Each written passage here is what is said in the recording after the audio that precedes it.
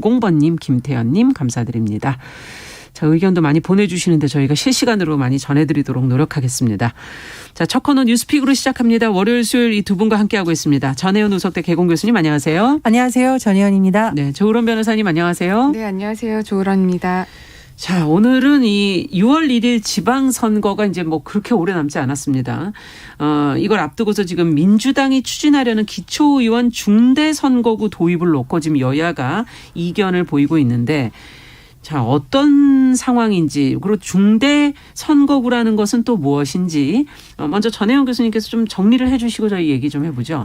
예, 우리나라 선거 제도를 쉽게 설명하면 국회의원 선거는 소선거구제입니다. 네. 우리가 어떤 지역구 국회의원이 2명이 아니잖아요. 그렇죠. 단 한 표만 더 많이 얻어도 1위한 사람이 국회의원이 되는 소선거제. 중대 선거구제라는 것은 그 선거구제 안에서 2인 이상인 경우인데, 네. 우리나라가 지금 이 중선거구제를 채택하고 있는 것이 바로 기초의원 선거입니다. 네. 그러면 2인 이상이니까 2인이 될 수도 있고 3인이 될 수도 있고 4인이 될 수도 있다 이렇게 생각을 하잖아요. 네. 그런데 문제는 뭐냐면 현재 법에 기초의회의 그 정수를 2명 이상으로 하게 되어 있습니다. 근데 2명 이상이면 2명일 수도 있고, 제가 말씀드렸듯이 3명일 수도 있고 4명일 수도 있어야 되잖아요. 그렇죠. 근데 문제는 뭐냐면 기초의회가 있고 광역의회가 그렇죠. 있죠. 예를 들면 뭐 도의원들이 있는 그럼요. 광역의회 같은 곳에서 이 광역의회에서 선거구별로 인구수에 따라서 기초의원 정수를 결정을 하고 이 광역시 시도 의회가 기초의회 선거구를 획정을 합니다. 그럼 어떤 문제가 발생하냐면 예. 예를 들면 우리가 뭐 행복 도라는 데가 있다고 한번 쳐봐요. 네. 이 행복 도라는 데가 우리나라가 지금 특성이 뭐냐면 대부분 양당이 거의 뭐 그렇죠. 도의회나 광역의회를 지금 점하고 있습니다. 그렇다 보니 이 사람들 입장에서는 굳이 3인 선거구제, 4인 선거구제 할 필요가 없는 거죠. 왜냐하면 일반적으로 1위는 민주당, 2위는 국민의힘, 아니면 1위는 국민의힘, 2위는 민주당. 네. 이런 지역이 사실 우리나라 대다수잖아요. 그렇죠. 그렇다 보니 광역의회에서 이 중선거구제의 문제를 어떻게 하느냐. 4인인데 요걸 2인 선거구 2개로 이렇게 쪼갭니다. 쪼개면은 결과적으로 4인이 탄생하지만 요쪽도 양당이 다 되고 그 쪼개진 또 다른 쪽도 양당이 다 되고 하다 보니 이른바 제3정당이라던가 소수 정당의 경우에는 뭐 예를 들면 한 표 차이라도 하더라도 진입을 하지 못하는 그런 네. 문제가 발생하고 있는 겁니다. 그래서 지금 민주당과 정의당이 주장하고 있는 내용은 뭐냐면 이 2인 이상이라는 것을 3인 이상으로 고쳐야 된다. 그래서 최소한 3인 선거구를 정착시키자는 거고요. 네. 이 내용에 관련 법안이 지금 민주당을 중심으로 이미 만들어졌습니다. 그런데 네. 이런 법안은 선거구 제도라든가 이런 거는 별도의 상임위가 있는 것이 아니고요. 국회의 정치개혁 특위에서 이 내용을 다루게 됩니다. 네. 그래서 민주당과 정의당은 정치개혁 특위에서 이 법안을 빨리 상정을 해서 처리해야 된다라는 거고요. 네. 하지만 국민의힘 같은 경우에는 지금 반대를 하고 있는 겁니다. 이제 네. 국민의힘의 입장은 뭐냐면 이 안에 대해서 합의된 내용이 아니고, 그리고 지금 이 여러 가지를 이걸 했을 때도 오히려 문제가 있다라는 반대 논리인데요. 네. 최근 들어서 이 회의 자체가 잘 진행이 안 되고 있다는 지적이 나오고 있습니다. 그래서 오늘도 아마 보니까 전체 회의가 열릴 수도 있고 뭐 또 정의당 안 같은 열릴 수도 경우에는 있고. 네. 또 적극적으로 주장을 하고 있는데 앞으로 이 상황을 지켜봐야 되는 그런 상황입니다. 자, 양당의 뭐 독점구도를 깨야 한다. 이 부분은 뭐 국회의원부터 해서 뭐 모든 게 다 해당이 되지 않을까 하는 생각이 드는데요. 기초의원이라는 것은 지금 조금 자료들을 나온 것을 보면 좀 신뢰가 낮은 부분이 있고 문제가 있다. 이들의 재산이 뭐 너무 많다. 뭐 이런 여러 가지 지금 지적들이 나오고 있어서 과연 여기서 기초의원들을 증원하는 것이 답인가? 아니면 또 이것이 시간 안에 정말 해낼 수 있는 건가 하는 현실적인 부분 두 가지를 좀 두 분과 함께 얘기를 좀 나눠보고 싶습니다. 어떻게 보십니까? 네, 일단 교수님께서 그 선거구제에 대해서 정말 잘 설명을 네. 해주셨는데요. 예. 제가 조금만 좀 더 보태자면 아까 우리나라 같은 경우는 국회의원 그리고 광역의원 선거가 이제 소선거구제를 채택하고 그렇죠. 있고 기초의원 선거가 이제 중대선거구를 채택을 하고 있는데 네. 이거의 좀 차이점을 설명을 해드릴게요. 네. 소선거구제 같은 경우에는 한 명만 뽑는, 그러니까 예. 1등만 뽑는. 나머지는 그냥 없는. 그렇죠. 네. 그러면은 1등에게 몰린 표 그렇죠. 말고 나머지 표는 그냥 다 사표가 되는 거죠. 맞아요. 그런데 이제 중대선거구 같은 경우에는 뭐 2등 아니면 4등까지 이제 뽑힐 수 있는 그런 제도이기 때문에 소선거구 제도에 비해서 군소정당이 진입을 할 수가 있습니다. 그러네요. 그것 때문에 이제 중대선거구의 이러한 장점으로 이번에 도입을 하자. 그러니까 양당 정치에서 조금 군소정당 그리고 제3정당이 같이 살길을. 정치를 할 수 있는 그런 정치 개혁을 하자라는 입장에서 이번에 이 중대선거구를 얘기가 되는 도입하자라는 거군요. 건데요. 네.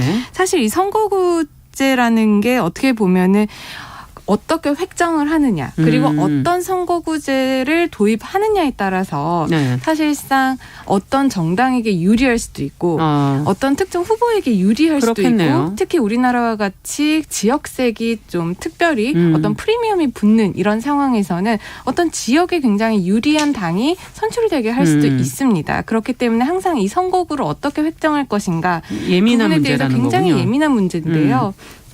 그런데 지금 이 기초의원 선거라든지 지방선거가 정말 얼마 남지 않았잖아요. 네. 그런 가운데 이 어떤 제도를 개혁을 하자라는 게 너무 시급하게 결정을 하고 지금 추진하고 있지 않지 않나 이런 좀 네. 우려가 들어요. 네. 왜냐하면 이 선거구제는 국민의 선거권이 실제로 대의민주주의에 있어서 선거권이 충분히 발현될 수 있도록 도와야 하는 게 이제 민주주의를 실현을 하는 것이고 그렇죠. 선거제도가 이제 실제로 잘 운영되게 하는 것인데 이런 것들이 국민들을 이해시키고 국민들과의 어떤 소통을 통해서 이루어지는 것이 아니라 한 당이 무리하게 추진을 하고 또 너무 급하게 추진을 하다 보면은 어떻게 보면은 실질적으로 투표권을 행사하고 네. 어떤 투표에 대한 주인인 국민이 소외되는 선거가 될 수가 있습니다. 네. 그렇기 때문에 제가 생각할 때는 민주당이 이번에 이런 문제 제기를 해준 중대 것은 선거구를 이제 도입하자라고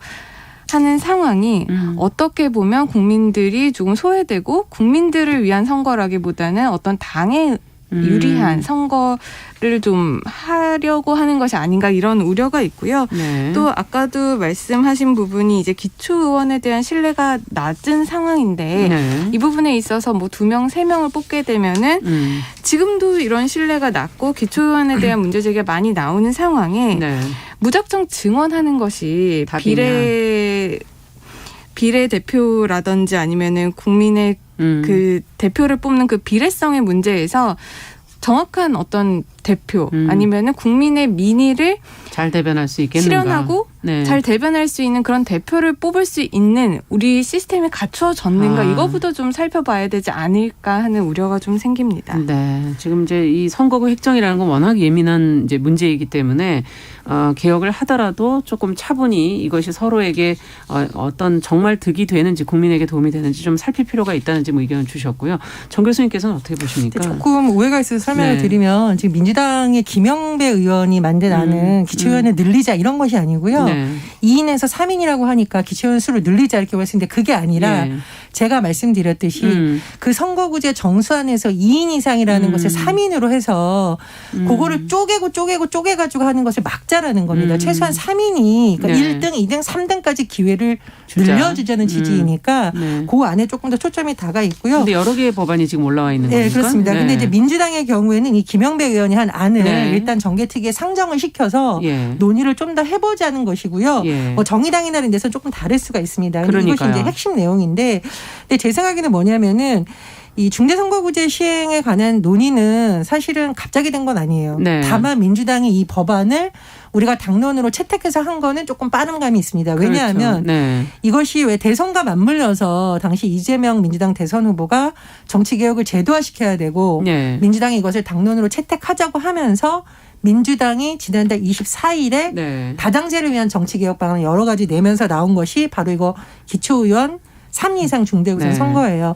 이것 조금 빼고도 더 뭐 이런 정치 개혁이 그 대선 논의가 시작될 무렵부터 같이 됐었으면 참 좋지 않았을까 하는 그렇습니다. 시기적인 네, 예. 부분은 항상 생각을 하게 됩니다. 너무 이제 네. 안타까운데 사실은 선거구 획정 시한이 작년 12월 1일이었어요. 12월 1일. 네, 그래서 이게 사실은 국회가 대선에 신경 쏘느라고 이거를 제대로 그럼 안 끝난 하면서 거 아닙니까 날짜가? 밀리고 이미 늦은 거죠. 이미 늦은 거죠. 건데 네. 6월 지방선거에 도입을 하려면 지금이라도 논의를 하자는 것이 민주당과 정의당, 특히 민주당과 정의당은 논의를 해서 처리를 하자라는 것이고요.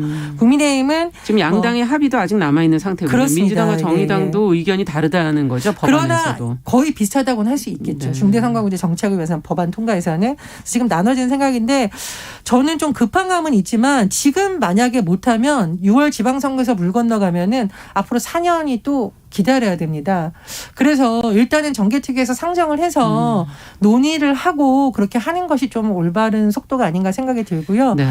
유권자들 입장에서도 이게 지역구 획정이 늦어지면 늦어질수록 도대체 우리 지역구는 어떻게 되는지 혼란스럽거든요. 그래서 일단은 정개특위에서 빨리 좀 본격적인 예. 논의를 하는 것이 맞다 이렇게 생각이 됩니다. 네. 저는 교수님이 지적하신 이게 혼란을 줄 수 있기 때문에 좀 빨리 논의가 되어야 한다 이런 말씀을 주셨는데 그 부분에 대해서 조금 공감은 하지만 이제 너무 지금 선거가 급박하거든요. 예. 그 상황에서 어떤 변화를 준다는 게 유권자들한테 오히려 혼란을 줄 수 있기 때문에 논의를 지금 시작을 해서 다음 그렇죠. 선거 때 또 이걸 적용해 볼 수도 있기 때문에 국민들에게 어떤 이해와 소통 이런 노력은 꾸준히 필요하다라고 생각을 합니다. 네.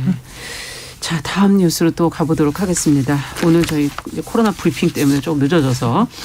자, 어제 200곳이 넘는 여성단체가 모여서 지금 현행 그 성매매 처벌법 개정을 요구하는 기자회견을 열었는데, 자, 어떤 조항이 문제이고 또 어떻게 바꾸자는 것인지 그 내용을 좀 조론 변호사님께서 좀 정리해 주시면 같이 한번 들여다보겠습니다. 네, 짧게 말씀을 드릴 텐데요. 230개 여성 시민단체가 이제 성매매 처벌법 개정 연대라는 걸 만들어서 22일 서울 여의도 국회 앞에서 이제 발족식을 열고 기자회견을 했습니다. 네.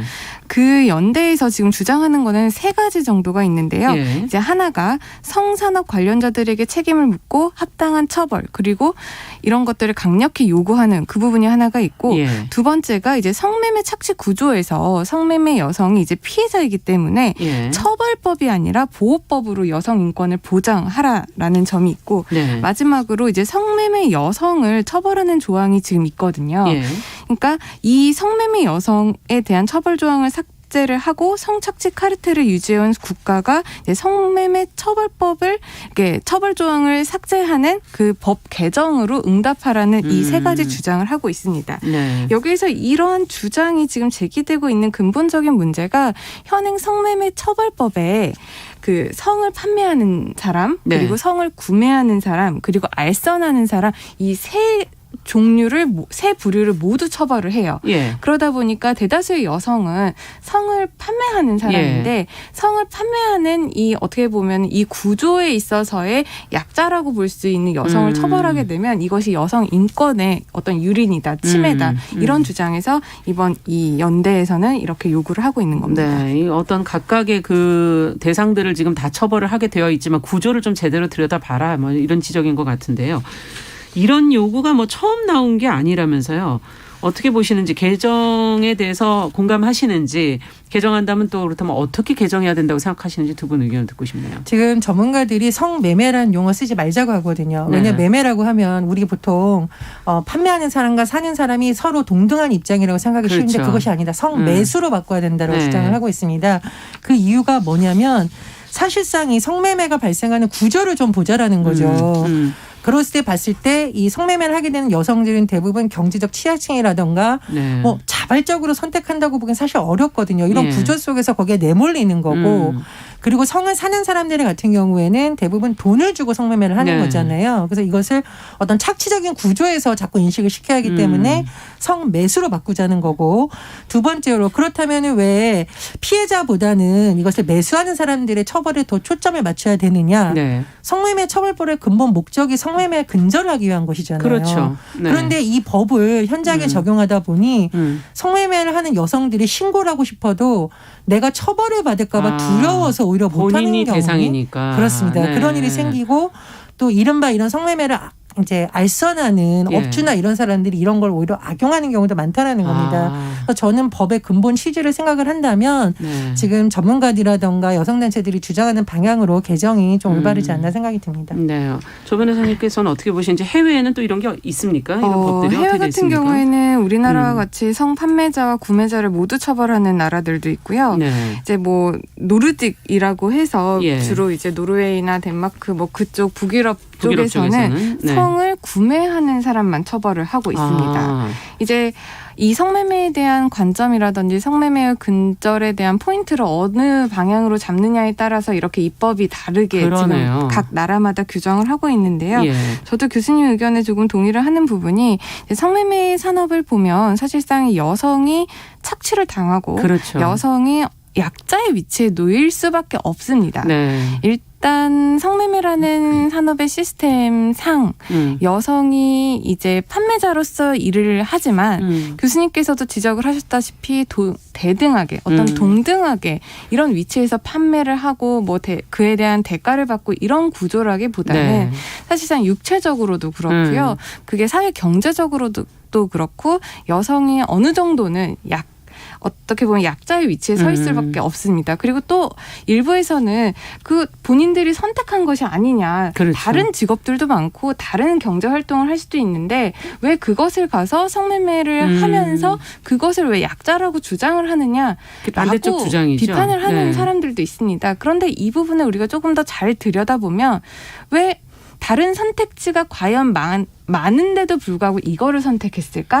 아니면은 이것밖에는 갈 길이 현실적으로, 없었던 경제적으로 어떤 경제적인 어려움을 벗어나기 위한 선택지들이 여자에게는 많지 않기 때문에 이것을 선택할 수 없었을까? 이런 부분들도 우리가 들여다봐야 된다라는 겁니다. 네. 그리고 자기가 처음에는 뭐 의도적으로 성매매 산업에 진입을 했다 손 쳐도 이게 거기에 있으면은 이제 그런 업주들의 행태라든지 아니면 교수님께서 말씀하셨다지만 신고를 하고 싶어도 내가 오히려 처벌될까봐 신고를 못하는 거. 그리고 거기에서는 또 이제 미리 선불금을 주고 이것을 나중에 대출로 잡아서 고리대금을 하는 그런 그게 업체들도 거군요. 많지 네. 않습니까? 그러다 보니까 빠져나오고 싶어도 더 이상 빠져나오지 못하게 되는 이러한 산업 구조를 본다면 네. 성매매 여성들의 피해자다.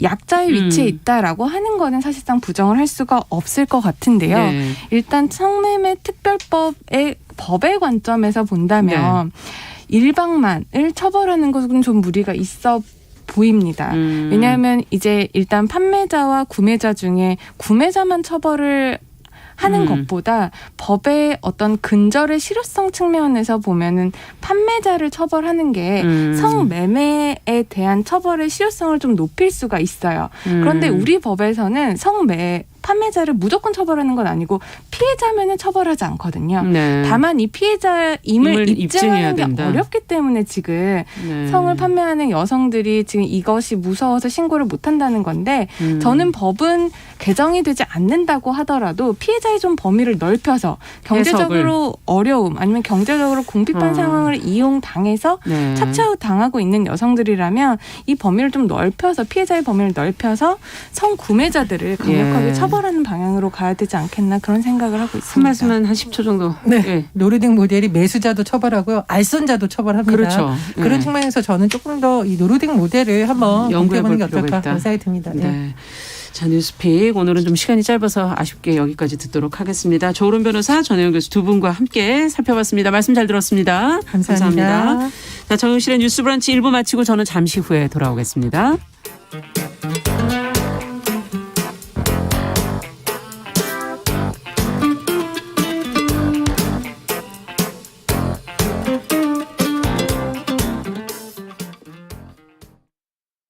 지금 시각은 11시 30분입니다. KBS